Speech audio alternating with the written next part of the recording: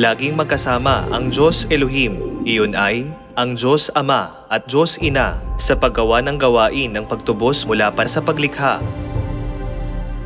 Ang Diyos Elohim na tumukoy sa kanyang sarili bilang natin ay gumawa ng langit at lupa sa loob ng 6 na araw ng pasimula.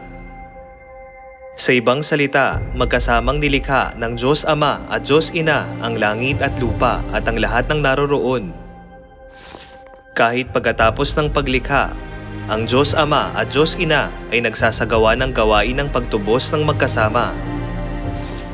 Hali kayo, tayo'y bumaba at ating guluhin ang kanilang wika upang hindi nila maunawaan ang pananalita ng bawat isa. Doon ay ginulo ng Panginoon ang wika ng buong lupa. Sinabi ng Diyos, tayo'y bumaba at ating guluhin ang kanilang wika.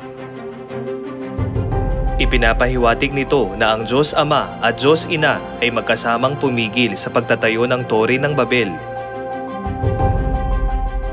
Ang talang ito ng Biblia ay nagpapakita na ang Diyos Ama at Diyos Ina ay magkasamang gumagawa mula pa nang itatag ang mundo.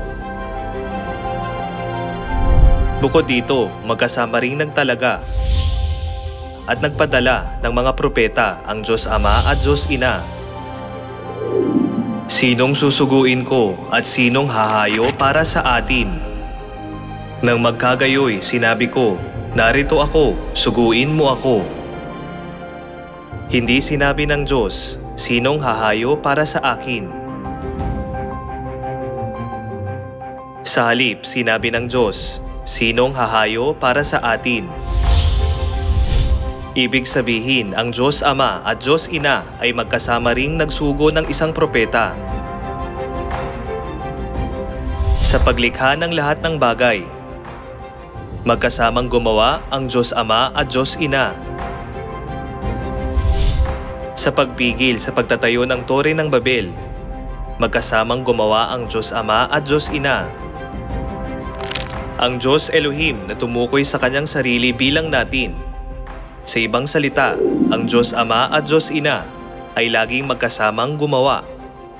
Kaya ayon sa mga katuruan ng Biblia, dapat tayong maniwala at sumunod sa Diyos Elohim na tumukoy sa kanyang sarili bilang natin, ang Diyos Ama at Diyos Ina.